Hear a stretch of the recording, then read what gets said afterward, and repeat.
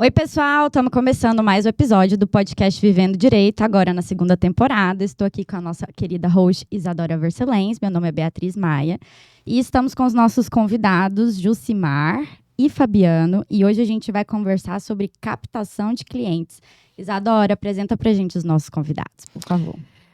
Hello, pessoal! Voltamos com tudo, hein? Hoje o assunto é um assunto muito caro para nós, justamente para nós falarmos de captação de clientes. O nome mais bonito seria prospecção, né, de clientes, mas enfim. Passar na rua e captar todo mundo. Mas enfim, nós trouxemos aqui 2 advogados já experimentados dentro do mercado da advocacia goiana, justamente para que eles nos trouxessem a bagagem e, sobretudo, a experiência dentro desse mercado, nos contando quais são os cases de sucesso e que fizeram virar a chave. Então, estamos aqui com o Fabiano Rodrigues, que é graduado em Direito pela Universidade Federal de Goiás, especialista em Direito do Trabalho e Processo do Trabalho pela Universidade Cândido Mendes e sócio do escritório da Airel Rodrigues. Seja muito bem-vindo, Fabiano. Estamos aqui também com o Jucimar Ribeiro, graduado em Direito também pela Universidade Federal de Goiás, especialista em Direito Constitucional também pela UFG e advogado com forte atuação em Direito Público. Seja muito bem-vindo, Jucimar, um prazer tê-lo conosco. Bem-vindo todos os convidados e lembrando que o nosso podcast, a gente fala sobre direito, mas sem juridiquês. Eu vou passar a palavra para os convidados para vocês se apresentarem, falarem um pouquinho sobre a história de vida de vocês, como que vocês optaram pela advocacia, o que aconteceu que vocês optaram por essa carreira tão maluca que é a advocacia. Jucimar, você quer começar? Pode ser. Primeiro, obrigado pelo convite, muito bom estar aqui, até porque a gente que tem um pouco mais de experiência, né, Fabiano, ter esse contato com os advogados que estão iniciando a carreira e aqueles estudiosos do direito, o pessoal que está na academia ainda é importante. É engraçado isso, e a gente conversando aqui nos bastidores, o Fabiano foi meu colega de escola. Na verdade, nós não estudamos juntos, mas formamos na mesma faculdade. E o sócio dele, eu conhecia, o pai dele era meu professor, e isso me remete um pouco à sua pergunta. Como que veio o direito, né? Eu vim de uma família do interior, vim para Goiânia, não tinha ninguém na área jurídica, ninguém, absolutamente, mas eu achava que o curso de Direito era um curso interessante, era um curso que abria horizontes profissionais. No início, eu queria ser promotor de justiça. Olha só. Voltas que a vida dá. Quando eu entrei na faculdade, eu falei, eu acho que eu quero o Ministério Público. Era 1990, a Constituição de 88, o Ministério Público, né, teve aquele... processo de redemocratização. E o Ministério Público, naquele momento, teve grande crescimento institucional. E eu entrei na faculdade achando que eu ia ser promotor de justiça. Quando eu estava no primeiro semestre, estava no meio do primeiro ano, eu já sabia que eu queria ser advogado. Por quê? Porque eu via que a advocacia abria muito mais os horizontes, é muito mais instigante, muito mais condizente com a minha personalidade também. Eu vim de uma família do interior, mas meus pais eram comerciantes, então minha casa era sempre cheia, a loja do meu pai era o ponto de encontro das pessoas, e eu gostava desse contato pessoal. E eu achava que a advocacia era o que me ofereceria isso. Tanto que, ao longo do curso, sempre me preparei para ser advogado. E depois que me formei, um pouco antes de me formar, eu entrei num estágio e fui estagiar num sindicato de servidor público, na época, e hoje ainda eu reputo um dos maiores, um dos mais ativos, que é o Sindicato dos Auditores da Secretaria da Fazenda, Sindifisco. Fiquei lá 13 anos, entrei como estagiário, fiquei como advogado, coordenando o departamento jurídico, e lá foi a minha forja profissional. E aí, onde eu já tinha o contato com direito administrativo na faculdade, que eu fui aluno do professor Nelson Figueiredo, que é a grande referência de direito administrativo em Goiás, e naquela época eu já gostava da matéria, e quando eu fui para o sindicato, para mim foi a glória. Então, eu fiquei lá e hoje eu só atuo nessa área, exclusivamente direito administrativo. Direito público, né? Advogo para empresas que têm negócios relações jurídicas com o Estado, com o poder público, e advogo para servidores públicos. Então, foi esse o meu caminho. E hoje você é autônoma, você tem um escritório, é sócio de alguém? Não, eu tenho o meu escritório, né? Durante muito tempo eu trabalhei em parceria, eu fui associado de um grande escritório na área empresarial e tributária, depois eu saí e montei o meu. Já tem alguns anos que eu tenho só o meu escritório e tenho a minha equipe que trabalha comigo, claro, mas é o escritório sozinho mesmo. Entendi. E você, Fabiano? Como que se deu essa escolha pela advocacia? Conte pra nós. Vamos lá. Eu acho que meu pai e minha mãe sabiam que eu era ruim de bola, porque o meu sonho era jogar bola.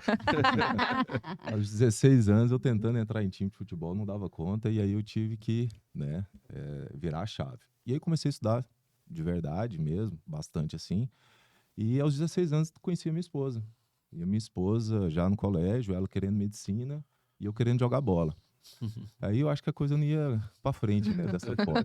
Aí eu resolvi, então, focar nos estudos e escolhi direito por influência de um tio que eu tenho. Ele é juiz aposentado hoje, advogado também. E tinha alguns contatos com ele, ele era da Bahia. Ele é da Bahia, né? Meu pai é baiano, era baiano, meu pai faleceu esse ano, infelizmente. E... Que isso? E aí, nesse caminho, assim, eu conhecendo, tendo contato com esse tio, eu achei bacana a profissão. E não tinha ninguém da minha família aqui, vamos dizer, em Goiás, que fosse da área jurídica, parte da minha mãe, e só tinha apenas esse tio, e achei bonita a ideia e fui. Juntamente, então, com a necessidade de estudar e ficar ali junto com a minha namorada na época, atual esposa, e com a influência desse meu tio, que eu achava bacana a profissão, escolhi a faculdade de Direito. Pensando já também nessa possibilidade de ascensão profissional, né? E já entrando na faculdade, eu entrei em 98, em 99 comecei a fazer estágio no escritório de advocacia, e ali eu já me encarei, já me identifiquei e decidi que aquilo seria a minha profissão. E aí vinha de novo, acho que meu pai e minha mãe, talvez por não saber, por não conhecer, ou por acreditar que eu não tinha talento de novo, né? Começaram a falar, olha, não vai para advocacia não, vai fazer magistratura, vai fazer MP, vai fazer concurso, né? Que daria estabilidade, aquela segurança que todo pai e mãe quer para os filhos. A famosa carreira pública, né? Exatamente. Mas eu fui lutando contra tudo, contra todos, até contra minha esposa também, que já... A advocacia é muito difícil no início, a gente vai entrar nesse assunto, né? Mas eu que não tinha nenhuma influência na nem um sobrenome, nem um sobrenome e etc. E aí eu decidi que essa era a minha carreira, essa é a minha vocação. Sempre gostei muito de empreender, sempre que eu pego um serviço jurídico, eu quero multiplicar ele. Eu quero ter mais pessoas trabalhando para mim, eu quero ter mais pessoas trabalhando comigo, não para mim, trabalhando comigo, sempre. E assim, há 16 anos eu montei esse atual escritório da Ariel Rodrigues, um escritório especialista em diversas áreas, e a gente vem atuando há 16 anos, advogando tanto para pessoa física, pessoa jurídica, nas principais áreas do direito, vamos dizer assim, sempre com advogados especialistas. Dentro desse contexto, e aí eu inicio com o Jucimar, talvez a curiosidade, Jucimar, dos advogados que estão principiando na prestação desses serviços jurídicos, seja a formação dessa rede de relacionamentos, né? Porque famoso network. Nós precisamos disso para viver e para nos manter e se estabelecer dentro do mercado. Como que se iniciou essa sua rede de relacionamentos? Quais foram os caminhos que você trilhou que puderam consolidar a carreira que hoje você tem dentro do mercado? Tá, muito importante isso. Eu costumo dizer sempre, porque, assim, como eu disse, na minha família não tinha ninguém da área jurídica, mas depois que eu desbravei, eu tenho 3 irmãos advogados, primos e vários amigos e tudo mais. Eu costumo dizer sempre o seguinte, é o que eu queria compartilhar. O seu primeiro cartão de visitas como profissional da área jurídica, se você for fazer concurso, se você for para advocacia, se você for atuar na área jurídica em algum momento, o seu primeiro cartão de visitas são seus professores e seus colegas de faculdade. Se você é um aluno medíocre, não se dedica, não tem compromisso, você está queimando o primeiro cartão de visitas que você tem. Os seus professores serão os primeiros a te referenciarem ou os primeiros a te fecharem as portas. Os seus colegas de faculdade também, e eu não digo só os colegas de sala. Você tem que criar um relacionamento com os seus colegas de faculdade. Eu me lembro bem que no meu segundo ano de faculdade, eu fui eleito vice-presidente do centro acadêmico do Caixim, lá da Faculdade de Direito da UFG. Famoso caixinho. E era extremamente competitivo e era extremamente disputado esse espaço. Por quê? Por que um aluno do segundo ano já estava lá? Porque nós criamos uma participação, a gente se dedicava às atividades da faculdade, participava das discussões, sem falsa modéstia, a gente estudava, os colegas nos viam na biblioteca, então acaba que tudo isso faz com que você tenha uma certa liderança. E isso reflete internamente e reflete na sua vida profissional. Então, o primeiro conselho, aproveite o período que você está dentro da faculdade para construir relações pessoais. As minhas grandes amizades hoje, os grandes amigos que eu tenho, são amigos da minha época de faculdade. Meus compadres, os meus amigos que frequentam a minha casa são os meus amigos daquela época. E também, profissionalmente, foram aqueles que me referenciaram. Quando a gente já estava lá no final da faculdade, eu estava fazendo um estágio que apareceu para mim, porque uma colega de faculdade, que era do centro acadêmico, falou, olha, uma advogada ligou aqui que está tendo um processo seletivo lá no síndico físico, lá está precisando de estagiário, e o pessoal não procurou. Eu falei, não, eu vou lá, eu estou precisando de estágio. E ela fazia mestrado na Federal, a advogada, fazia mestrado lá na Faculdade de Direito, e ela foi perguntar para os professores dela se me conheciam. E aí a vaga foi minha. Pegou Então, referência. Eles Exatamente. validaram, né? Então, assim, eu penso que os colegas têm que aproveitar o período que está na faculdade. Primeira coisa, aproveita para estudar. Porque o período que você tem para estudar com uma certa tranquilidade é a graduação. E aproveita para fazer o seu início de networking. E outra coisa que é importante, Fabiana e eu falávamos aqui, a advocacia, você é advogado 24 horas por dia. Hoje você tem o cartão de visita no celular, virtual, mas ainda é importante você ter o cartão físico. Onde você for te perguntarem, você é advogado? Sou advogado, tá aqui meu cartão. Se você precisar de um advogado, você me fala. Se não for minha área de atuação, eu posso tentar te ajudar e indicar para um colega que seja especialista. Eu, pelo menos, tenho para mim que essa prática é muito, muito positiva. Ah, mas todo mundo tem advogado na família? Tem, mas aqueles que se sobressaem é aqueles que assumem e vestem a camisa da advocacia verdadeiramente. Porque, assim, tem gente que tem até receio de dizer que é advogado. Isso. Com medo de alguma investida, alguma insurgência. Eu acho que tem medo de vender, parece. Não, às vezes até receio de ser incomodado. Isso. Gente, a advocacia... Por exemplo, meu celular, ele...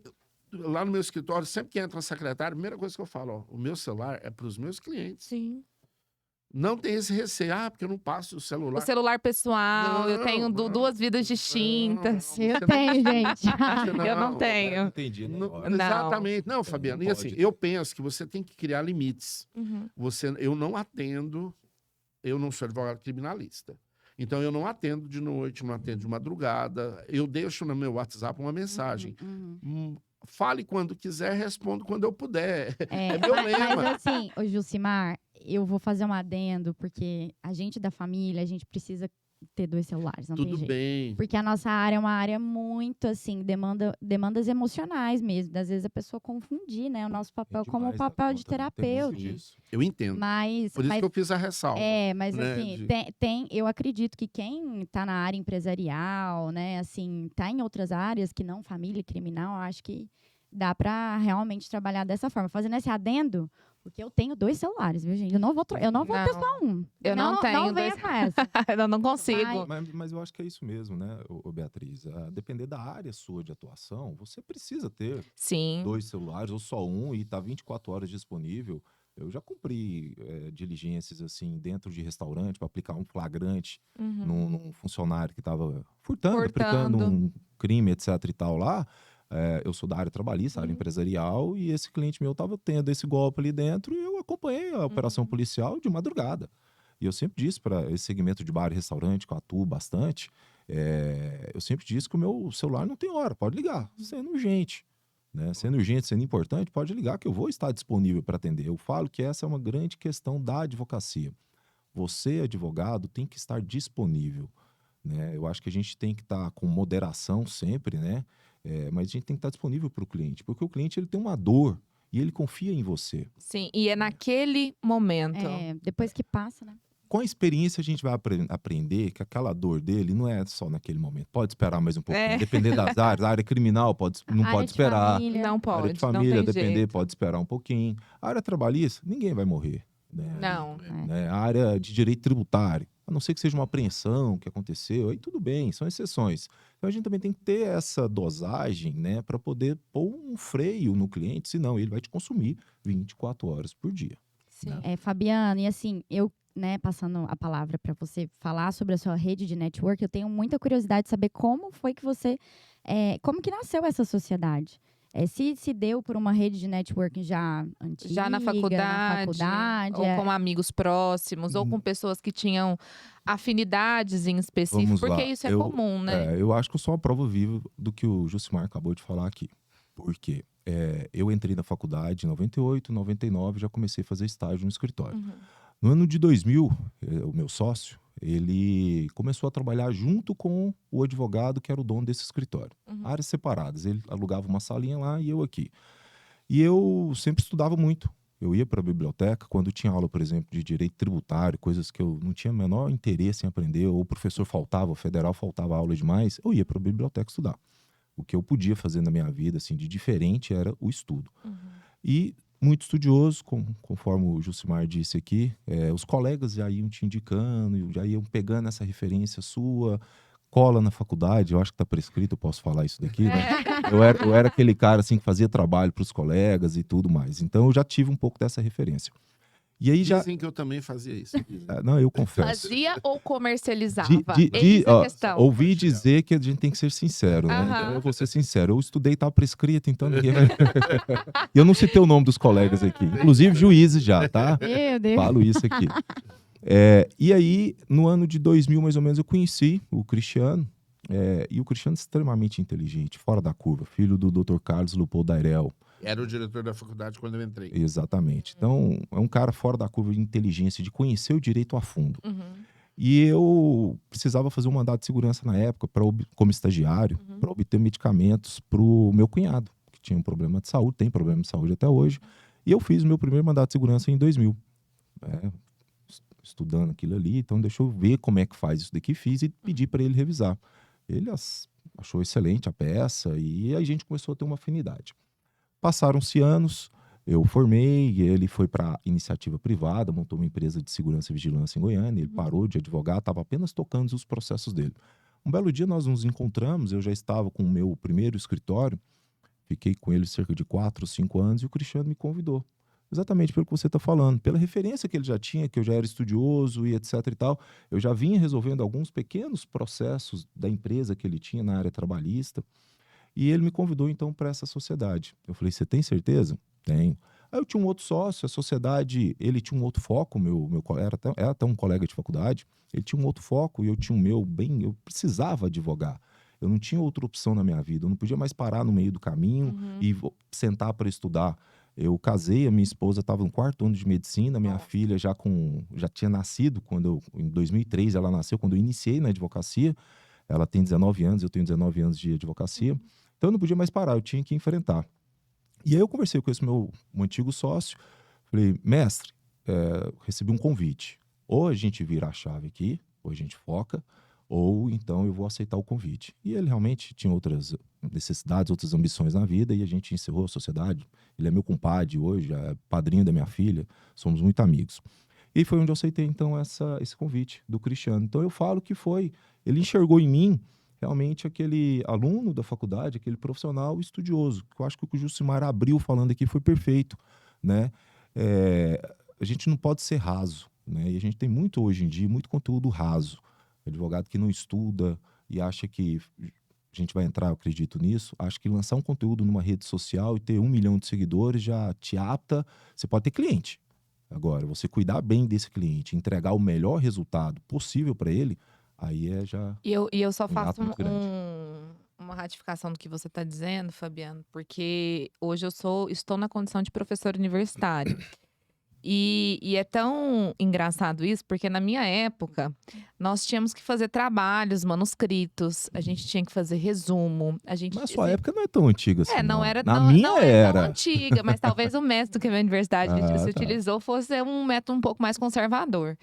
Então, a gente ficava ali na Xerox, tirando, extraindo aquele tanto de cópias e se debruçando em cima dos livros, E né? tudo, Porque e tudo no papel, e né? tudo no papel, e assim, com professores que às vezes estavam desenvolvendo teses de doutorado, teses de pós-doutorado, com uma qualidade técnica que eles queriam empregar isso no aluno. E aí, dentro dessa perspectiva, eu faço só a reflexão do que eu vivo hoje. Porque eu sou aquela professora que faz quadro, que explica, e fala: olha, você tem que escrever para você aprender, não tem jeito, a gente não pode fugir do básico que funciona, né? E os meus alunos dizem: ah, professora, mas a senhora podia mandar um resumo, né?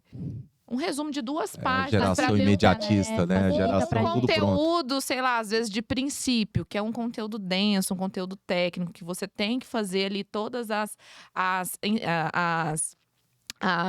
reflexões dogmáticas, né?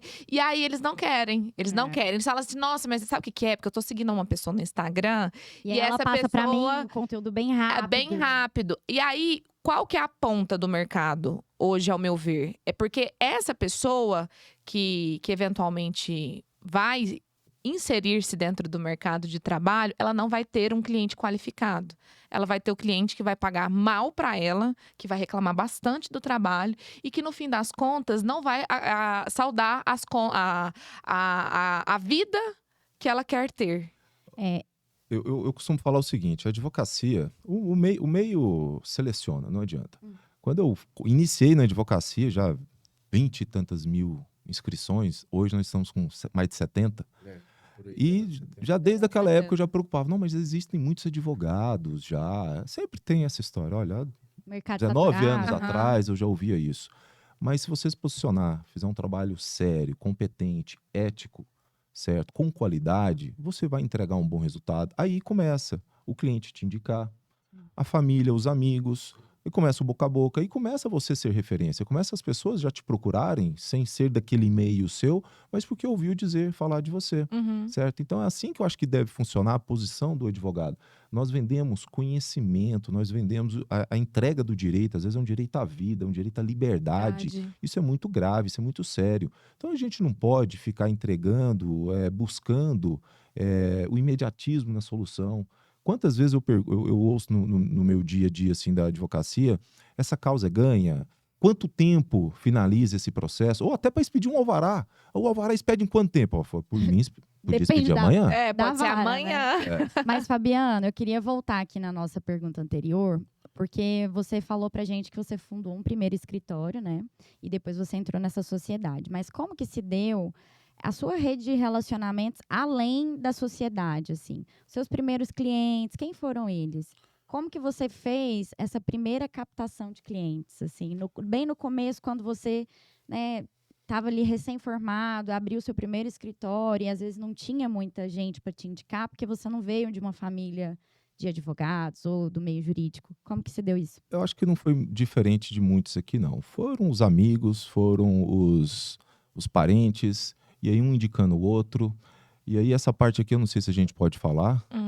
Pode falar tudo que você Pode quiser. falar? Pode ficar à vontade. Eu no início, esposa, filho e tudo, e eu vim de uma advocacia assim de buscar qualquer coisa. No início eu era generalista, né? Eu fazia de tudo. E aí tinha teses de SPC, Serasa, negativação, falta de notificação, até anúncio em lista amarela eu fiz. Fiz. Aí, tá Alô, fiz. AB! Já prescreveu, eu estudei isso antes de falar aqui. Então, assim, mas isso foi me dando um cliente atrás do outro, e aí era necessário para mim naquele momento. Eu que não tinha ninguém da família, eu precisava fazer isso para sobreviver. Eu tenho meu escritório, eu tenho um livro ali de receitas e despesas, que no final do mês dava para mim R$254. Eu tenho isso guardado até hoje, com muito orgulho, para saber que hoje eu consegui vencer na advocacia. Como que isso foi crescendo? Aí é você sair para fora. Se você ficar dentro do seu escritório, você não cria oportunidade. Tá? Então, na rua você cria oportunidade. Seja na igreja, seja no futebol, que eu sempre fui da turma de futebol. Hoje os meus joelhos não podem mais, mas adorava jogar futebol. Então, isso foi fazendo network, um relacionamento, amizade, e assim a gente foi crescendo. E você, Jucimar, como se deram os primeiros clientes? Quem eram eles? Onde eles habitavam? É interessante. Eu fiz estágio e acabei ficando lá no... aconteceu um fenômeno interessante. Eu comecei o estágio em agosto. Quando foi em dezembro, a advogada do escritório, ela terminou o mestrado dela, virou e falou assim, ó, tô indo embora daqui, vai chegar um advogado para assumir em janeiro, então você vai ficar o restante de dezembro e começo de janeiro tomando conta do jurídico. Centenas de processos e tudo mais, mas era uma época de final de ano, é mais tranquilo. Só que o advogado, que era para chegar em um mês, chegou daí 3 meses. Eu fiquei 3 meses sozinho no escritório. Nossa. E aí eu tive que me fazer o se vira nos 30. Aí, nesse ínterim, você começa a ser conhecido. Então, os outros sindicatos viam que nós ganhávamos uma ação, aí procuravam para desenvolver a tese, aí contratava a gente para poder fazer para eles, e foi nesse crescendo. Mas o Fabiano falou de um ponto que eu acho que é importante. Eu penso assim, e aí é o tema central da nossa conversa, questão da captação. Ele falou que fez anúncio, procurou. Todo advogado recém-formado fica tão desesperado, porque as contas chegam, e depois que você se forma e você se habilita, a sua família já não quer mais te ajudar, e você também já não se sente confortável para ser ajudado pela família. Então começa a bater aquele desespero por não ter cliente e tal. Mas, gente, a única coisa que eu posso dizer, que seria para mim a tônica, não arrisque a sua carreira profissional por praticar ilegalidades. Isso. Eu entendo, Fabiano, e eu tive a sorte de não ter que passar por isso. Mas, assim, muitos colegas hoje, falando de agora, o que a gente vê na advocacia são, assim, hoje a OAB criou a Comissão de Captação Ilegal, combate à captação ilegal e tal. Há uma atuação da ordem, há uma atuação do poder público. Existem colegas advogando sem ter inscrição na ordem. Há muitos anos. Entendeu? Nossa. E assim, mas hoje isso está sendo muito mais fácil, digamos assim, de ser pego, né? Você vai para uma audiência, a primeira coisa que se consulta é jogar no CNA a sua situação, né, de inscrição. Mas tem colegas que ainda arriscam. A questão da captação ilegal, nós temos um problema normativo. A OAB, durante muito tempo, ela esteve a questão da divulgação da atividade da advocacia restrita pelo provimento 94 de 2000, que só no ano passado ele foi reformulado em parte a permitir uma ampliação, né, dessa atuação, que para mim ainda é insuficiente. Eu penso que nós ainda deveríamos avançar um pouco mais. Mas o conservadorismo que existe no meio, e por outro lado a gente tem que saber dosar, que também não pode haver uma banalização, uma permissividade que ultrapasse os limites de comprometimento da própria imagem da advocacia, porque de um lado você tem uma necessidade dos colegas de procurarem espaço no mercado. Mas, por outro lado, você também tem que preservar a rigidez, a honrabilidade, a dignidade e a importância social e constitucional da advocacia. Então, você tem que equilibrar esses dois pesos. Eu fico com muito receio de colegas que vêm para fazer dancinha no TikTok, porque o colega vai entregar conteúdo de forma jocosa. O problema é que as pessoas não se atentam que o exercício da advocacia é a ligação entre o cidadão que tem um problema jurídico com o Estado, Poder Judiciário ou Estado Administração, e essa ligação é feita por um profissional, e esse profissional tem que ter respeitabilidade, conteúdo técnico, ética, comprometimento com aquilo que ele está fazendo. Eu acho que a gente tem que saber equilibrar essa balança. Eu concordo plenamente com você, Jucimar. E agora, tocando no ponto da advocacia criminal, eu percebo que na vida prática, pelo menos os que estão principiando nessa estratificação da advocacia, por vezes, eles entendem a advocacia criminal como muito luxuosa, porque acabam recebendo... Muito midiática, né? Eu não digo nem midiática, mas eu digo assim, é como uma forma mesmo de receber ali os honorários de uma forma imediata. Então, eu atendo o cliente, sei lá, vou fazer um flagrante, vou me dirigir a um estabelecimento prisional e consigo ali já ter um proveito econômico daquele honorário. Tá.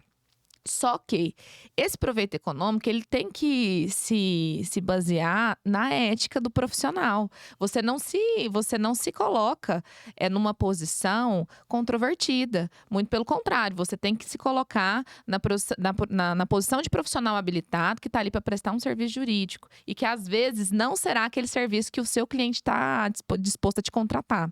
Então, nessa perspectiva, pelo menos os advogados em início de carreira, na área criminal, tem que tomar muito cuidado. É um celular, uma televisão, um chip. Ah, não, mas é só isso que eu vou ter que passar. E já aconteceu de colegas às vezes me ligarem e dizerem: ah, mas é porque eu tô precisando, então eu preciso saldar uma dívida, eu preciso, sei lá, ajudar em casa, eu preciso fazer qualquer coisa.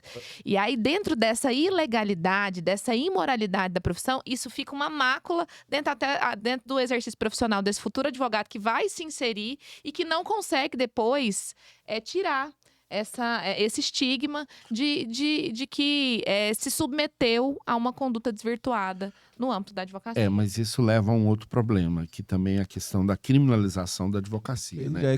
Aí crime, né? A gente não está falando nem de uma conduta exatamente, ética, né? Exato. Então, assim, eu acho que é importante essa admoestação, essa advertência.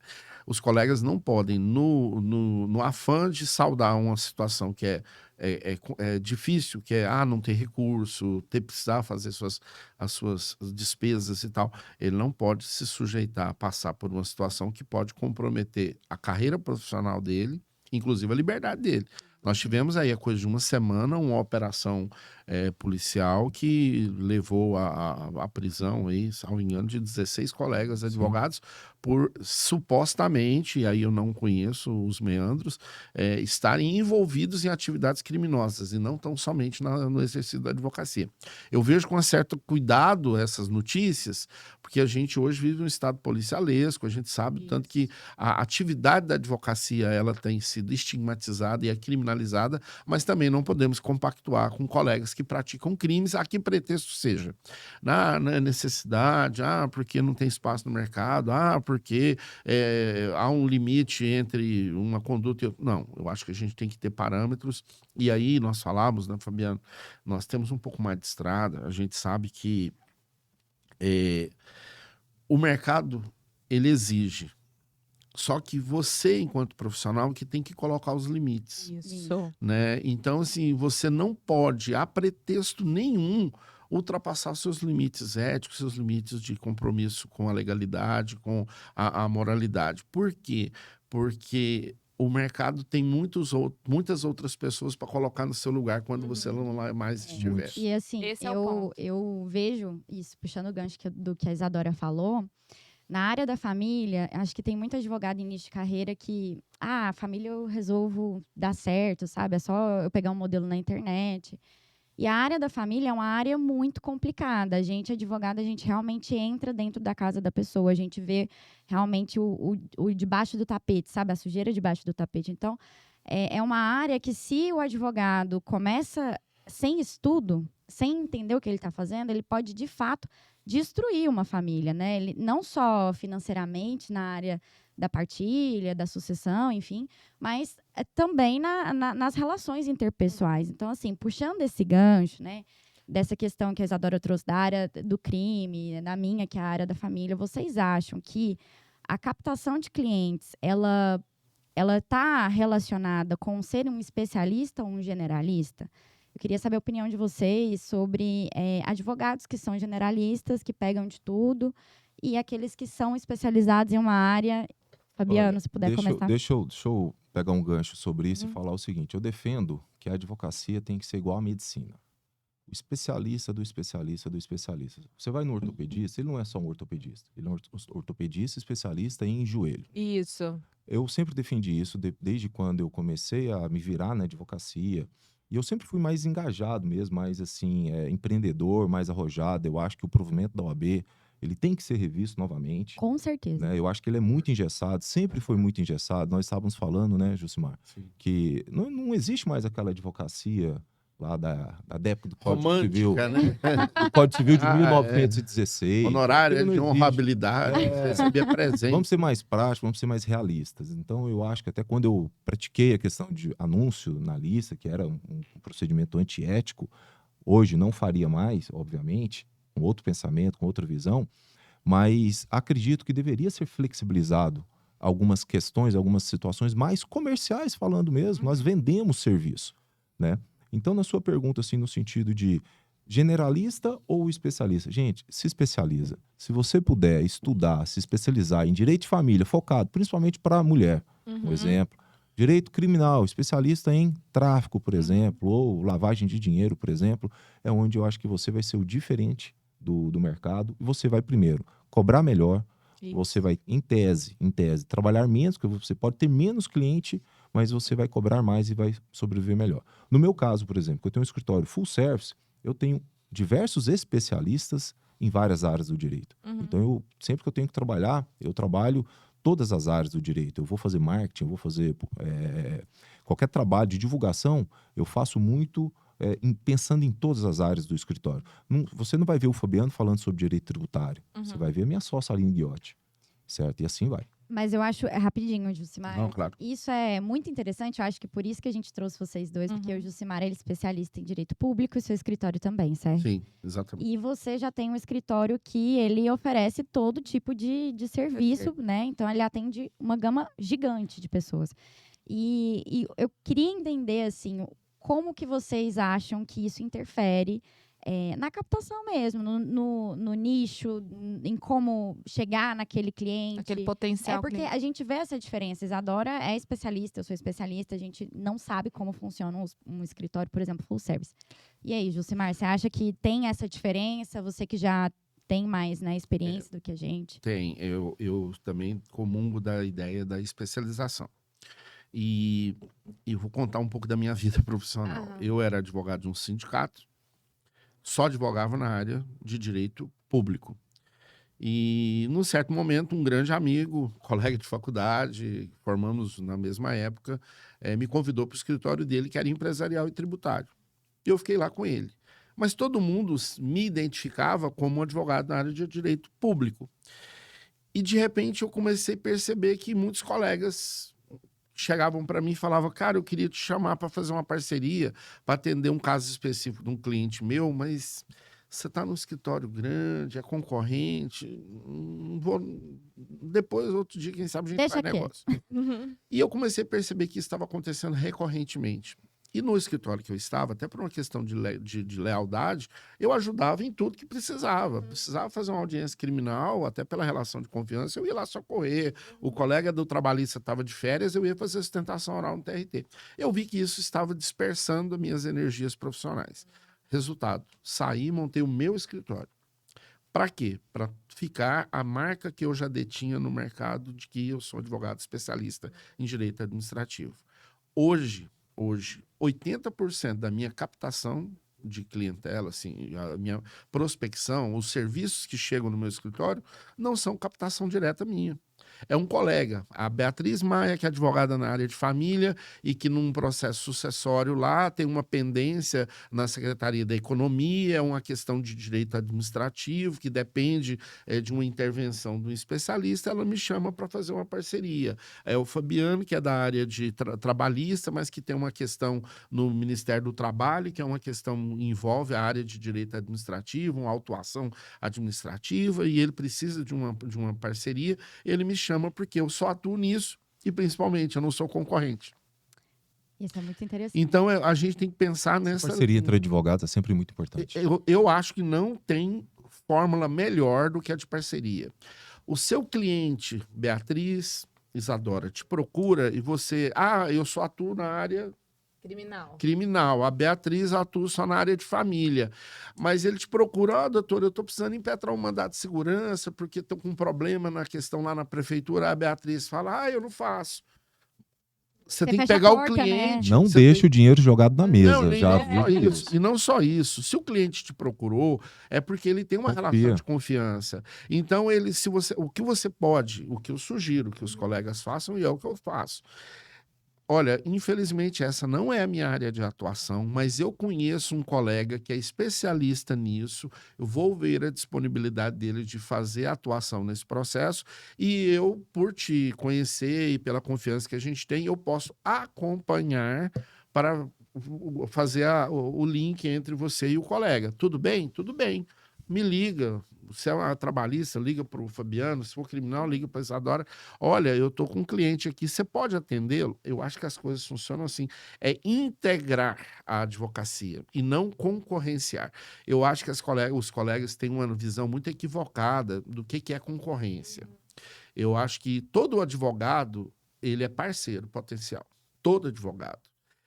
Eu não vejo... Eu tenho colegas na área de direito administrativo que são especialistas em concurso. Hoje eu não tenho atuado nessa área de concurso. Eu chamo os colegas, olha, eu estou com um cliente aqui que está me procurando, vou passar para você.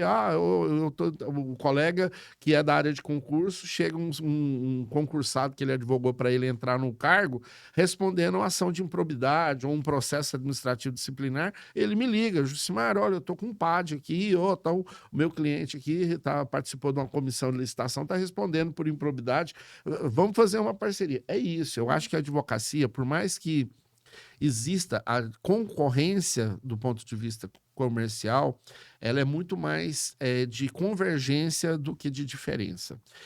E voltando ao cerne da pergunta, eu acho que quanto mais especializado o colega for, melhor, porque ele vai deter todos os conhecimentos referentes àquela área, ele vai ter toda a condição de dar um atendimento, uma entrega do produto de serviço advocatício muito melhor, e isso faz com que ele seja uma referência para os próprios colegas. A Isadora não vai perder tempo na advocacia criminal, o tempo dela de estudo, de atuação, para descobrir como que ela vai impetrar um mandato de segurança para desbloquear um bem que foi apreendido numa operação. Ela vai chamar um colega que é especialista. Mas sabe, Jucimar, eu acho assim, é muito importante a gente se especializar, mas eu acho que é muito importante a gente ter uma noção geral do direito.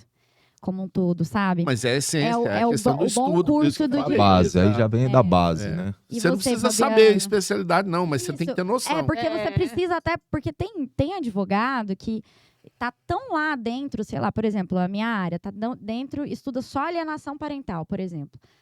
Que ele esquece... Aí ele fica alienado. Ele fica totalmente alienado. Não, aí nem tanto, né? Aí ele vai ficar alienado. Aí ele esquece que, por exemplo, tem algo dentro do direito civil que resolve o problema. O direito é sistema, gente. Sempre. Não tem como estudar divorciado, né? O direito e aí, todo. Fabiano, eu, por exemplo, que, como já disse, no início da minha advocacia já foi uma advocacia generalista. Eu acho que talvez isso me fez trilhar para o caminho do full service, né? Quando eu escolhi o full service, eu não sei te dizer muito bem específico isso, mas eu no início da minha advocacia eu fazia muitas ações revisionais e eu precisando ganhar dinheiro rápido, aí eu já comecei a fazer, foi onde eu comecei a estudar o direito do trabalho, porque a justiça célere, rápida, eficiente, vai lá e faz acordo, resolve o problema, entrega e etc. Então, eu comecei a me especializar no direito do trabalho, foi a pós-graduação que eu fiz, bem no início da carreira. E aí foi onde eu, depois de alguns anos, conheci o Cristiano e ele na área tributária. E nós dois sempre tínhamos uma visão muito, muito séria sobre isso. Eu entraria em empresa e ele entraria em empresa por uma das portas. Então, sempre por uma dessas portas a gente poderia acessar as empresas. E assim a gente foi crescendo. Nós temos muitos clientes mensalistas que nos pagam, até hoje, assessoria jurídica mensal. Né? Tem um cliente há mais de 10 anos pagando uma assessoria com a gente. Hoje mesmo tem uma reunião com esse cliente às 2 horas para falar sobre uma questão de dissolução parcial da sociedade, e etc. e tal. Então a gente vai criando relacionamento com esses clientes e esses clientes vão nos indicando. Então, como eu também nunca quis deixar dinheiro na mesa, foi onde eu comecei a enxergar oportunidades de... Aí tem uma questão na área de direito imobiliário. Tem uma questão na área de direito, vamos pegar aqui, família e sucessões. A gente foi buscando pessoas.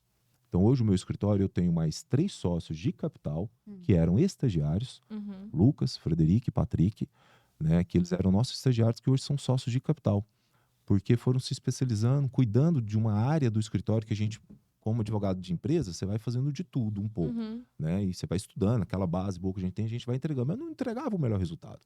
Vamos ser sinceros, não entregava, não conseguia entregar. Mas a gente foi crescendo e foi conseguindo montar uma equipe hoje composta por 10 ou 11 advogados, salvo engano, fora estagiários e toda a equipe de apoio, etc. e tal, e com advogados especialistas. E aí eu na minha aquela questão de nunca querer deixar dinheiro na mesa, a gente foi pegando e foi desenvolvendo sempre com um advogado especialista, ele cuidando da área dele. Eu acho, assim, muito importante os advogados autônomos, enfim, especializados em uma área, sempre fazer parceria com outros advogados, pelo amor de Deus, não fecha a porta na cara do seu cliente, fala, eu não atendo criminal. Não. Se você não atende alguém, você vai conhecer alguém que atende. Hoje mesmo eu acabei de montar um escritório previdenciário, né? Eu tenho uma sócia hoje nessa área do direito previdenciário e eu acabei de formar uma parceria com um advogado, um grande advogado de Goiânia, que ele atua no direito previdenciário, mas com a parte trabalhista. Ou seja, ele não fazia o trabalhista e ele advoga na área previdenciária para bancários, etc. Então, são reclamatórios trabalhistas importantíssimos, de valores interessantes, e ele começou a nos indicar, por confiar, por ter relacionamento. Gente, então assim, eu vou fazer mais 2 perguntas para a gente fechar, né, por conta do nosso tempo. Mas essa pergunta é uma polêmica que as pessoas trazem, assim, geralmente, sobre cobrança de consulta. Se isso assusta o cliente, se isso é uma forma, né, que vocês acham realmente necessária, se o advogado cobrar a consulta, muitas vezes ele está atrapalhando o negócio final, sabe? A contratação dos honorários. Ou se vocês acham que é essencial cobrar a consulta no começo. O que vocês pensam sobre isso? Ou se isso repulsa o cliente. Porque assim, eu observo que tem muito advogado que trabalha da seguinte forma. O cliente vai no escritório, ele serve aquele cafezinho, então meio que o cliente fica, né? Confortável naquele ambiente. E aí ele já coloca a proposta de honorários em cima da mesa e não cobra a consulta inicial. E tem essa estratégia de captação de cliente e tem a outra estratégia que no meu caso é o que tem funcionado, que é você cobrar a consulta porque esse cliente pode, enfim, desistir, né? Ainda mais no meu caso, que eu lido com divórcio. As pessoas geralmente no caso, eu faço abatimento, né? mesmo. Eles voltam o relacionamento. E aí, o que vocês pensam sobre isso? Na minha área de atuação, eu não cobro consulta. Por uma série de razões. Primeiro, quem me procura pelo meu nível de especialização. E eu, por já ter uma certa maturidade profissional, eu também não esgoto a tese na consulta. Eu digo, olha, existem essas possibilidades, existem essas saídas, existem esses caminhos, mas fica muito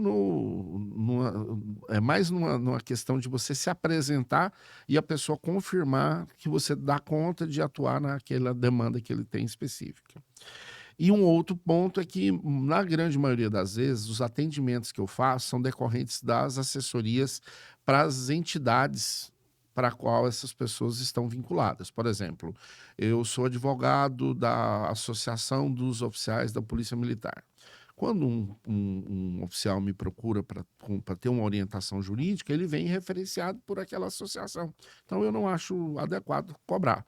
É claro que se tiver que fazer a produção de algum estudo, alguma peça, alguma atuação, aí sim a gente estabelece honorários. Mas eu não costumo cobrar consulta.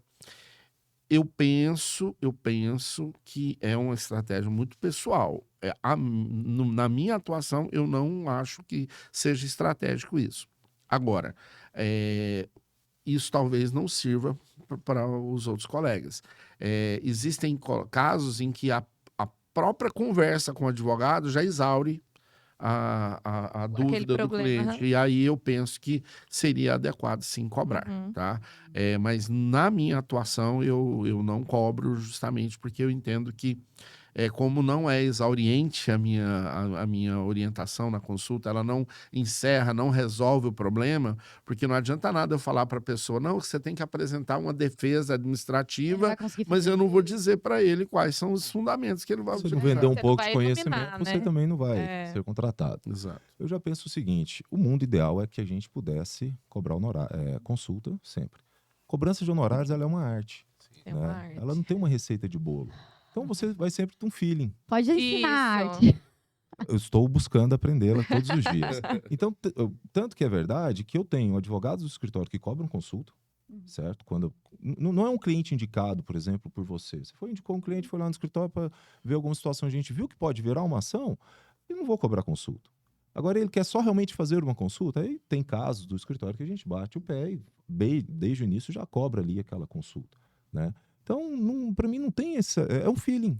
né? Aquele momento que a gente vai sentir da situação, a depender do interesse do processo que eu tenho para poder pegar também, processo de um valor interessante, desde que também você não esgote todo o conteúdo ali para aquele cliente, toda a situação. Você tem que se vender bem, né? Se mostrar que tem conhecimento, tem experiência também sobre aquele assunto. A experiência nessa hora, eu fui, no meu início, assim, aquela carinha novinha, adorava falar que eu formei na Federal, que eu achava que era alguma coisa de peso muito grande. Hoje em dia isso é até relevante. Ninguém quer saber onde é que eu formei, quer saber a entrega que você faz, etc. Então, sobre consulta, olha, muito difícil eu te dar uma fórmula mágica, cobra ou não cobra, certo? Eu acho que vai depender de cada caso. Quando apresentar a proposta de honorários? Quando o cliente está na sua frente ou depois que ele sai? Mas Eu uso como estratégia. O Assim, susto. Não, Enfia a faca assim, ó. não. Eu Pega a faço, peixeira aí. eu faço diferente. Eu costumo receber os documentos, as informações, eu dou um diagnóstico e já apresento a proposta de trabalho. Mas eu previamente faço uma análise, uma anamnese da situação do cliente. Porque senão você cobra no impulso. E no impulso você corre 2 riscos. O primeiro risco é o de cobrar barato. Ai, Uhum. nossa. E o segundo risco é de cobrar caro. Não, mas aí é ótimo. Não é. Não é Porque porque a você curto espanta. prazo é bacana, é bom, mas depois não se consolida. Eu acho que o importante é você estabelecer uma política clara de honorários para você. Isso. Eu, enquanto profissional, não faço uma petição por menos de X. Eu, enquanto profissional, não faço nenhuma atuação por menos de tantos por cento do percentual do valor econômico envolvido. É você ter claro para você O seu preço. o seu preço e o seu custo também, Sim, né? tem que olhar Você pro seu saber custo. quanto que você paga de aluguel, secretária, despesas fixas e tal. Quanto que você... Não estou falando de receita para você pessoal, não. Estou que é dizendo de diferente. custo do seu negócio. Mas você estabelecer isso de uma forma clara. Chega lá um servidor público para mim. O cara está pleiteando uma gratificação. Ora, eu vou ter um incremento para ele na minha atuação de X. Eu tenho um parâmetro objetivo. Mas aí você, por exemplo, você tá atendendo ele naquela hora. Ele já te enviou os documentos. Sim. Aí Você tudo na bem. hora fala. Mas é tanto. antes de fazer um diagnóstico numa leitura documental, eu não faço Não proposta. faz. Tá? E eu mando uma proposta formalizada. Nem que Por seja pelo escrito. WhatsApp. Tá. Eu falo, eu analisei sua situação, meus honorários X, E tal, tem tal. prazo de cumprimento dessa proposta? Se passar mais de um mês. Muda. Aí depois ele foi lá no outro coleguinha. Não, aí que tá. Você falou num ponto que é essencial. Muitas vezes o cliente te procura para ter um parâmetro de preço para ele Isso. buscar E no ele mercado fala, alguém. né? Geralmente ele fala. Já chegaram muitos para mim e falaram assim: não, olha, eu vim aqui para falar que você é bom nisso, tal, mas olha, eu encontrei alguém que faz por tanto. Falei, muito obrigado pela sua visita, leva lá para a pessoa. Às vezes eu ia cobrar até menos que isso, mas eu não me submeto Você não a faz isso. leilão. Porque Não, não é a pode pessoa, fazer. não é o cliente que tem que dar o valor no meu trabalho. E já aconteceu diferente. O cliente veio no escritório, eu dei a orientação preliminar, o que seria, aí a pessoa some. Daí 3 meses ela volta lá desesperada. Ah, não, porque eu pedi a sobrinha do meu sócio para fazer lá, e ela fez, mas agora deu problema. Vamos contratar. Eu falei, não, agora é outra realidade. Agora é outra coisa. E você, Fabiano? Olha, como vocês sabem, eu tenho realidades diferentes dentro do escritório, inúmeras áreas do escritório ali. Qual que é o momento? Se eu já vejo viabilidade do processo, né? Se eu sinto ali que já tem aquele processo é viável, eu já dou a proposta na hora e já saio de lá com o contrato assinado. Então eu tenho alguns serviços dentro do escritório que já saem de lá com o processo assinado, área previdenciária, área trabalhista, reclamante, Família. área de família. A área de família é um pouco mais sui generis, porque a gente tem que analisar melhor o caso, né? Eu tenho que ver a complexidade, a extensão do problema, quais são os bens que vão estar envolvidos. Esse aí, normalmente, a gente gosta de chamar o cliente para uma segunda reunião e apresentar a proposta. Ou também, se já conversou, explicou tudo, até manda mesmo por WhatsApp, e-mail, qualquer fórmula nesse sentido. Então, eu acho importante, se for possível, já no meu modelo de negócio, né? Nós temos advocacias boutique, igual a do Jusimar, que é especialista apenas num segmento, etc.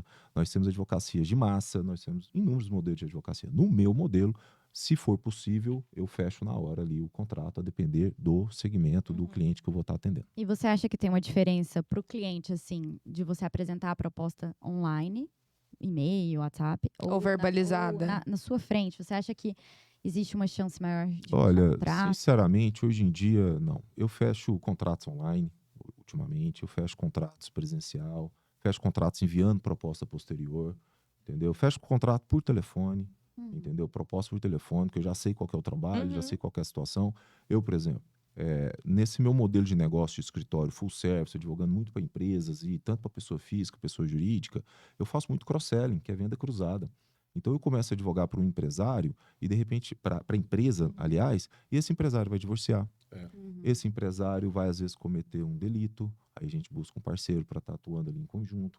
Então a gente vai fazendo essas vendas cruzadas assim. E aí esse que já te confia, que já te conhece, advogado, você advoga já há um bom tempo, por telefone você fecha. Depois só manda o contrato e ele assina. E ele nunca vai sair de você. Não, Esse ele tipo já de cliente confia. que já Sendo bem atendido, com responsabilidade, igual eu disse, esse cliente meu, eu tenho mais de 10 anos que já advogo por ele em inúmeras áreas do direito. O ano passado a gente trouxe uma economia tributária para ele muito grande, com questão de ICMS. Então, assim, ele nunca vai sair e vai nos indicar. Eu costumo dizer que o cliente não troca de advogado, é o advogado que abandona o cliente. Sempre. Então, assim, fato. se você faz um trabalho, entrega, a pessoa liga no seu escritório, você dá retorno, você responde, ele fica com você. Mas eu queria voltar um pouco assim na pergunta, que eu acho que você tem muito interesse nisso, você foi muito enfática. O melhor momento de apresentar a proposta de honorários. Eu prefiro que o meu cliente reflita. Eu prefiro que ele não contrate. pense. Assim, eu não gosto de entregar verbal, não gosto de fazer na hora do primeiro atendimento. Eu prefiro estudar e dar uma resposta, até para dar tempo dele também fazer um. Porque sabe o que acontece muitas das vezes? Levantamento de valores Às vezes do as mercado. pessoas. Não, às vezes as pessoas não têm muita noção. E aí ela procura um outro colega que não é especialista, e o cara dá um preço, às vezes, muito maior do que eu apresentei. Aí ele pensa assim, poxa, eu vou ter um especialista por um preço menor. É melhor. Ou então, ele vai procurar alguém que é generalista, que vai dar um preço infinitamente menor que o meu. Ele vai fala, uai, desconfiar. mas esse cara tá fazendo isso assim, eu já conversei, me parece que realmente é algo de uma certa complexidade, eu acho melhor contratar o especialista. É igual o exemplo que o Fabiano deu do médico. Se eu precisar fazer um tratamento médico, eu vou no mais especializado que Com tiver. certeza. E da mesma forma no direito. Infelizmente, o nosso mercado ele é muito prostituído. A advocacia, há uma competição muito selvagem, e os colegas entram nesses tão negativos leilões de honorários. O cliente chega, a advogada vai fazer o divórcio para mim, portanto. Não, faz por menos. Deixa eu fazer. Olha, eu tenho uma máxima para mim. Eu não assumo a responsabilidade jurídica de uma situação do cliente se eu não estiver minimamente satisfeito com a proposta de honorários. Às vezes não é nem a minha proposta que vai prevalecer, mas a gente vai construir junto. Ele me faz uma contraproposta, eu levo em conta a duração do trabalho, o nível de exigência técnica, e a gente negocia. Eu não vejo problema em negociar. Nós estamos vendendo prestação de serviço. Eu não acho demérito a pessoa fazer uma contraproposta. Eu não acho demérito ela querer negociar os honorários. Eu só não acho adequado ela querer ditar o preço. Tá. Eu também não. Pra gente encerrar, né? Porque o nosso tempo já esticou muito. Já? Já foi bem rápido. Eu queria saber a opinião de vocês, assim, eu sei previamente, porque a gente já conversou nos bastidores, sobre essa forma de captação de clientes que os jovens advogados têm feito agora por meio das redes sociais e às vezes até numa blogueirice assim meio exacerbada, né, sem ter essa sobriedade que vocês estavam falando. Qual é a opinião de vocês sobre isso? E no final da fala de vocês, eu gostaria que vocês deixassem uma dica para os jovens advogados, como que eles podem captar clientes, prospectar clientes de uma forma mais interessante e às vezes nem tão ligada assim às redes sociais, porque tem muito advogado jovem que tem vergonha, né, gente, também. Que não... Vamos lá. Como eu disse no início aqui, eu sempre fui muito mais à frente dessas questões de publicidade mesmo da advocacia. Eu acho que nós somos muito fechados. Até hoje a OAB acho ela muito fechada. Eu acho que há uma reserva de mercado muito grande. Então eu sou a favor da publicidade, do marketing na advocacia. com sobriedade, com todas aquelas palavras, faço minhas as palavras do Jucimar aqui no início, nós estamos representando o cliente perante um outro poder, que é o poder judiciário, com tudo isso. Então, eu sou a favor, sim, de que nós podemos, seja um advogado início de carreira, seja um advogado mais, já com uma carreira mais experiente, ele pode, sim, utilizar dos meios disponíveis. Não tem como a gente sair hoje das redes sociais. Nós vivemos hoje em dia nessas redes sociais. Agora, temos que saber dosar. A rede social ela não é uma rede real, né? Ela nem tudo que acontece ali é verdade. Então, dancinha. Eu acho que quem vai te contratar você fazendo uma dancinha ali? Você está querendo virar o quê como advogado? Né? Agora, você vender conteúdo, né, com posicionamento, com opinião, aquela classe, aquele segmento que você quer atuar, acho que você deve sim produzir conteúdo com constância, com sobriedade, com seriedade. E aí é uma forma hoje ética de ser feita, né, uma captação dentro desses limites e até patrocinado. Agora está sendo possível fazer esse patrocinado, que até o ano anterior não era possível. Então, dentro desses limites, eu acho que você tem sim que se posicionar com seriedade, não nada de blogueirice, tirar uma fotinha agora do Da marmita do dia, da marmita do dia, do look, né? Aquela foto de frente do espelho ali do banheiro. Eu acho que, pelo menos para mim, não funciona. Eu não acredito nisso. Não vou criticar quem faça o contrário, mas eu acho que para mim não funciona. Agora, você posicionar mostrando que você tem domínio sobre a matéria e conteúdo, eu acho que você pode sim utilizar essa ferramenta que é extremamente importante. E é uma possibilidade de ser lembrado, né? Quem não é visto não é lembrado. Isso, então, não se tem você jeito. se você não sai do seu escritório, hoje em dia eu posso atuar de maneira nacional. Sim. Né? Eu posso ser contratado por alguém, qualquer situação de demanda, por alguém de outro estado, né? Às vezes de outro país. Mas só para você concluir sua fala, sua dica para os advogados em início de carreira, como que eles conseguem aí mais clientes? Gente, Se você pudesse voltar atrás, que faria diferente? eu acho que eu não faria anúncio na lista. Eu acho que eu não faria, porque realmente... Não, e não fiz muito tempo, fiz pouquinho tempo e já vi que aquilo ali não trazia resultado primeiro. Primeiro não trouxe resultado, tá? Eu acho que não valeu a pena isso. Queimou cartucho. Queimou cartucho, queimei dinheiro que eu já não tinha. Aqueles R$ 254 estavam me sobrando. Virou já estavam... 100. Exatamente. Eu acho que é estudar, sair, relacionar. E hoje você tem uma facilidade. Eu acho que você pode sim se posicionar na rede social. Sair e se relacionar aonde? Olha, seja na igreja, seja no clube, Na maçonaria. seja na maçonaria, gente, Na dentro OAB. do escritório, na OAB, com outros colegas advogados, vai almoçar, entendeu? Hoje em dia, esses dias eu fui almoçar com meu filho fora e encontrei um ex-advogado que trabalha hoje com uma área bem específica, aliás, um ex-estagiário meu, que trabalha numa área muito específica hoje do direito minerário, e a gente está buscando construir uma parceria. Olha, Bacana. Então, de estar fora. Se eu estivesse almoçando dentro do meu escritório, eu não teria criado essa oportunidade com ele. Fato.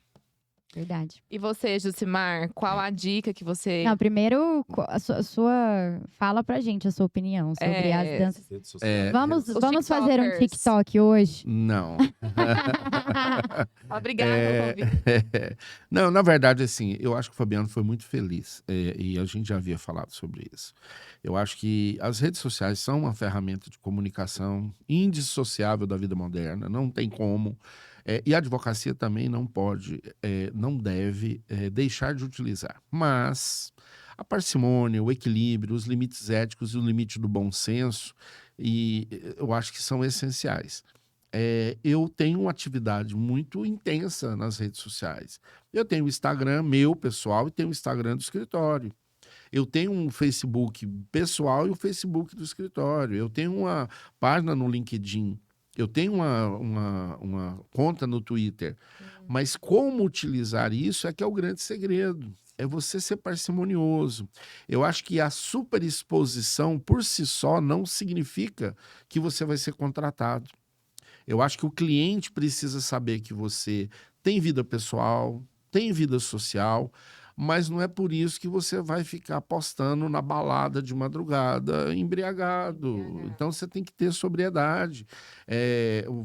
O cliente não vai te contratar porque você está fazendo dancinha. Ele vai te contratar porque você está fazendo um curso de pós-graduação, você está num seminário, você está num congresso, você está disseminando conhecimento. Você vai falar, olha, eu queria, acabou de sair uma lei aí, qual que é o reflexo disso? Olha, minhas primeiras impressões são essas, essas e essas. A questão da visibilidade, você mencionou, a pessoa vai ser lembrada. Ah, não, mas o doutor Fabiano, ele falou da questão da reforma que teve na questão tributária nas rescisões trabalhistas, ele falou disso, ele conversando com o contador dele, vamos falar com o doutor Fabiano. Que doutor Fabiano? Não, eu vi ele, eu sigo ele nas redes sociais. Isso é válido. Agora, nós temos que avançar também do ponto de vista institucional. A OAB tem que avançar, a ordem tem que criar mecanismos de aprimoramento da fiscalização, dessa hiperexposição e coibir comportamentos que são antiéticos. E eu não vou entrar na questão da valoração do bom senso e do bom gosto e do mau gosto, porque isso é subjetivo. Mas dentro da legalidade, mas a OAB também tem que fomentar um debate mais aprofundado, romper com certos paradigmas. Mais aberto. Exatamente, ampliar. Só que aí vem a questão do bom senso, da boa colocação. E isso vai depender do equilíbrio de cada um. E o conselho que eu daria, e aí o Fabiano, a gente foi muito convergente aqui e nem polemizamos, né? Mas eu acho o seguinte, eu queria dar um exemplo. O meu maior contrato de 2021, meu maior contrato de honorários de 2021, o que salvou o ano da pandemia, foi um contrato que eu fiz conversando com um professor de São Paulo que veio para um curso aqui em Goiânia. A gente sentou para jantar e ele falando que precisava de um escritório aqui em Goiânia porque tem um cliente dele, e foi o contrato que salvou o meu ano. Eu peguei uma demanda grande que eles tinham no Tribunal de Contas e no Ministério Público e atuei e resolvi num jantar que veio para mim esse contato. A advocacia você faz ela 24 horas por dia. Se você vai na academia, se poste como advogado. Se você vai num café, você vai num almoço de família, quando o seu primo chato vem falar assim, pô, cara, bati o carro, tal, o que você acha? Não, você não, ó, fala, olha, a gente tem noção, a gente estuda, né? Olha, você fez ocorrência, ó, você tem que fazer orçamento, ou procura um colega meu que ele vai te orientar. Eu acho que é esse o papel do advogado. Se você é advogado e não gosta que as pessoas te procurem por você ser advogado, você está na profissão errada. Nada. Com certeza. Tá? Advogado você é sempre, 24 horas por dia. E o Fabiano fez uma menção assim, a advocacia dele, o escritório dele é um escritório full service, um escritório grande, que tem várias áreas. Não. Grande Enorme. na área de Crescendo, atuação. tá crescendo. Eu faço uma advocacia que muitos chamam advocacia de boutique. Eu gosto de usar o termo advocacia personalizada. Eu não gosto. Eu prefiro assim, porque na verdade eu não tenho um volume muito grande de processos. Eu tenho processos que são relevantes, que são consistentes e que me exigem uma presença pessoal. Então, eu cuido do caso do meu cliente. Claro que eu tenho uma equipe, eu tenho pessoas que me assessoram, mas sou eu quem faço o atendimento, sou eu quem faço a elaboração das peças, sou eu quem faço o acompanhamento personalizado. E isso é um diferencial no mercado. E eu acho que, assim, em relação à prospecção de clientes, pelo menos na minha área, é muito importante a gente sair do direito. Então, por exemplo, a minha área de família, a gente atua muito com perícia, enfim, com psicólogos, né? Psicólogos, assistentes sociais. Então, assim, é muito importante a gente ter um amigo psicólogo. Porque E são elas que vão te referenciar. o psicólogo, o contador, né? Aquelas pessoas que estão sempre... As outras áreas que auxiliam o direito, porque o direito não caminha sozinho, né? Nunca. Eles são potenciais indicadores, né, Sim. de clientes. Então, assim, eu acredito que a gente concluiu aqui que a principal forma de captação de clientes é a indicação, correto? A gente pode concluir isso? Eu creio que a indicação é um bom... eu acho que sim, é a grande referência. Mas eu acho que também a questão... Saber se você vender. saber se postar, não digo se Isso. vender. Você se postar. Então, por exemplo, quando alguém abre a minha rede social e me vê ontem no jogo do Atlético contra o Internacional, que infelizmente nós perdemos, mas ele vê também que pela manhã eu estava numa reunião lá no Tribunal de Importante. Contas, cercado de pessoas, isso valoriza, entendeu? Então, assim, você não pode deixar de ser pessoa, mas você tem que se postar como profissional. Eu acho que saber dosar isso é que eu E sei. talvez eu acho que é só assim para a gente complementar, é muito importante que o advogado ele saiba comunicar. É importante que ele saiba usar o emprego do português, da língua portuguesa corretamente. Isso, assim, talvez seja um pressuposto básico, mas é importante. Porque você não contrata um advogado que tem vício de linguagem, que usa muitas gírias, que tem aquela comunicação mesmo. Confiança, né? Isso. Você não vai confiar num advogado que fala nós vai. com todo nós respeito. Porque como é que ele vai sustentar, né? Não Como é tem que ele vai fazer uma jeito. sustentação oral? Então, Como é que ele só vai- a título de realmente? complementação mesmo.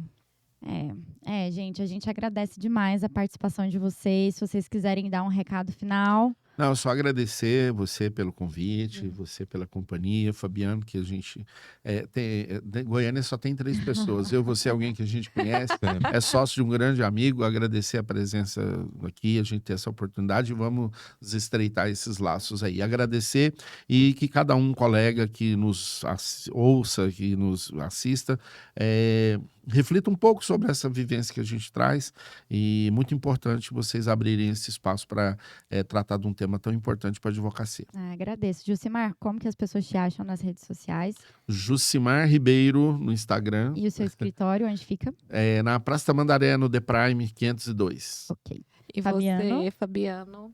Meninas, muito obrigado pelo convite. Fiquei extremamente lisonjeado e um pouco assustado. Podcast, né? O que é isso? A gente acompanha alguns e nunca imaginei estar presente, né? Então, muito obrigado mesmo. Jucimar aqui já é uma referência que a gente já conhecia. Só de ouvir falar, o nome dele chega antes, né? Uhum. Realmente, e etc. A gente já sabe do excelente profissional que ele é. E, mais uma vez, muitíssimo obrigado pela oportunidade aqui. E onde que a gente te encontra? Ixi, Redes Maria. sociais. Redes sociais, no escritório ali da Avenida 85, no recente escritório inaugurado de Direito Previdenciário, ali em Aparecida de Goiânia, de frente o INSS de Aparecida de Goiânia. Eu tenho 2 redes sociais. Eu tenho a minha pessoal, que eu não escondo nada. A minha vida É um livro ali, é um aberto. livro aberto, não tem nada para esconder dela. É o Fabiano Rodrigues 79. E ali eu acabo divulgando muito dos meus conteúdos jurídicos e da vida pessoal, dentro de uma sobriedade, etc. E também eu tenho outra página no Instagram que se chama Trabalhista Legal. Né, Bacana. voltado exclusivamente para esse público trabalhista, dando orientações tanto para o empresário quanto para o trabalhador, que eu acho que quando você conhece o seu direito, você respeita o do outro. Com certeza. Acho que é assim que a gente tem que construir uma sociedade mais justa. E o site de vocês, do escritório da Ariel Rodrigues, é excelente. Eu estava dando uma olhada, achei muito Muito bom. bonito, muito perfeito. Muito obrigado. Parabéns. Obrigado. Isadora, onde que o pessoal te encontra? @Isadora Vercelens, o nome é um pouco difícil, mas está na descrição do vídeo. Gostei demais desse episódio, lições muito valiosas. Até me senti assim um pouco, né? Eu falei assim, gente, tô aprendendo. Acuada. Acuada. Eu falei, tô aprendendo mesmo com quem verdadeiramente pôde ensinar. E eu tenho absoluta certeza que será proveitoso demais para o nosso público. E é isso. Nos sigam nas redes sociais e nos sigam no Instagram. E o meu nome é Beatriz Maia, tá nas redes sociais, @beatrizmaia.dv. Eu quero agradecer demais a participação de vocês são referência. Eu tenho certeza que quem está escutando hoje a gente vai tirar grandes aprendizados. Eu espero que a gente possa construir aí uma advocacia muito melhor, né? É isso, pessoal. Até a próxima. Obrigado por escutar. E é isso aí. Tchau, tchau. Um abraço, tchau, tchau.